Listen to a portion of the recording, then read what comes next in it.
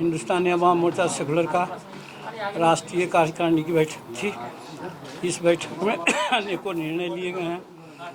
पहले तो ये निर्णय है कि संगठनात्मक स्तर पर जितने भी हमारे इकाई थे इसको भंग करना है, नए ढंग से चुनाव कराना है, चाहे प्रदेश का हो या फिर देश का हो। तो पहला निर्णय तो ये हुआ। दूसरा निर्णय ये हुआ है कि हम लोग बंगाल का चुनाव लड़ें और उसके लिए कृष्णा सिंह एक हम लोगों के साथी वहाँ हैं, उनको आज ही अध्यक्ष मनोनीत किया गया है और उनके नेतृत्व में हम लोग बंगाल का चुनाव लड़ेंगे। और बंगाल में 10 दिन 15 दिन 1 महीना के बाद हम लोग एक बड़ी आम सभा करेंगे और आइडेंटिफाई करेंगे कि किन किन क्षेत्रों में हम लोग चुनाव लड़ सकते हैं। उसके बाद दिल्ली कॉरपोरेशन का चुनाव भी संभावित है, वहाँ भी हम चुनाव लड़ेंगे। उसके लिए वहाँ के प्रदेश अध्यक्ष रजनीश जी को कहा गया है, वो भी तैयारी करेंगे और वहाँ जैसा होगा हम लोग बात करेंगे। और फिर संगठन पर जो विचार हुआ उसको हमने कहा ही, अभी हर जिला में हम लोग नए ढंग से संगठन को आगे बढ़ावेंगे, सदस्यता अभियान शुरू करेंगे और अधिक से अधिक लाइफ मेंबर बनाएंगे। आज भी लगभग लगता है 50 हमारे साथी लाइफ मेंबर बने हैं। इसी तरह से लाइफ मेंबरों की संख्या कम से कम 10,000 हो, ये हम लोगों का टारगेट रहेगा। और उसी प्रकार से सदस्यता का जहाँ तक सवाल है, 10 लाख सदस्य हम लोग बनाएंगे और पार्टी को मजबूत करेंगे हर स्तर पर, बिहार में, बंगाल में, दिल्ली में और झारखंड में। और अंतिम जो हम लोग सैद्धांतिक रूप में जो निर्णय लिया है वो ये है कि आज निजी क्षेत्रों का विस्तार हो रहा है लेकिन आरक्षण नहीं है, जिसके चलते आरक्षण का जो क्वांटम है वो घट रहा है।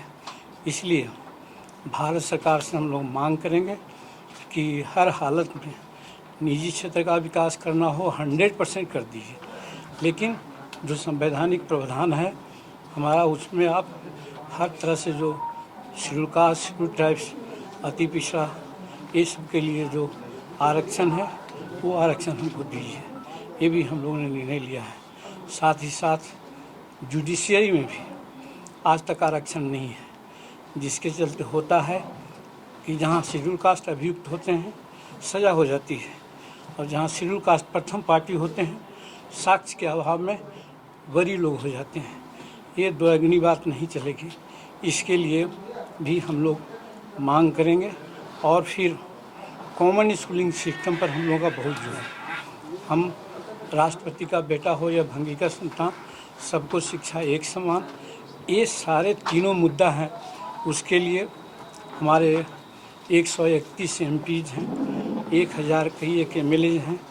हमारी पार्टी उन लोगों से संपर्क साधेगी और ज़रूरत पड़ने पर मान मनोबल के बाद अगर हमारी बात नहीं मानी जाती है तो हम लोग इसका रूपरेखा आंदोलन का भी दे सकते हैं। सड़क से लेकर के संसद तक इन मुद्दों को उठाएंगे और आप लोगों के माध्यम से हम गुजारिश करेंगे, जो आज तय किया हम लोग कि 131 MPs लोग और 1000 कई एक MLA लोग हैं, कम से कम ये जो बेसिक मुद्दा है शेड्यूल कास्ट और शेड्यूल ट्राइब्स के लिए, उसके लिए आप ये बात करें, हर तरह से हमको साथ दें। और एक बात और हम कहना चाहते हैं, क्योंकि हिंदुस्तान का किसान आज आंदोलन कर रहे हैं। क्या सरकार बनाई है 3 गो कानून जिसको लोग खिलाफ कर रहे हैं। मैं नहीं समझता हूँ कि उसमें कोई ऐसी बात है जो खिलाफत होनी चाहिए, लेकिन बावजूद उसके यदि हमारे किसान के दिमाग में भ्रम है कि कोई गड़बड़ी है तो ऐसे बैठकों का दौर चल रहा है। प्रधानमंत्री से हम लोग अपने आज मीटिंग के माध्यम से अनुरोध करते हैं कि जैसे भी हो ये जो किसान का आंदोलन है उसको आप समाप्त करवाइए, क्योंकि किसान का आंदोलन ही नहीं, इससे मजदूर भी साथ हैं, मजदूर को भी दिक्कत हो रही है। इसीलिए ये भी हम लोग आज डिस्कस किया है प्रस्ताव आया है और इसको हम मान लिया और आप लोगों के माध्यम से हम भारत सरकार नरेंद्र भाई मोदी जी से, जिन पर विश्वास है, हम लोग को भरोसा है कि निश्चित रूप में सापेक्ष सोच रखेंगे और किसानों की समस्या को यथाशीघ्र, जितना शीघ्र हो समाधान करें। यही अपील हम लोगों ने किया है आज बैठक में, यही है और तो कुछ नहीं।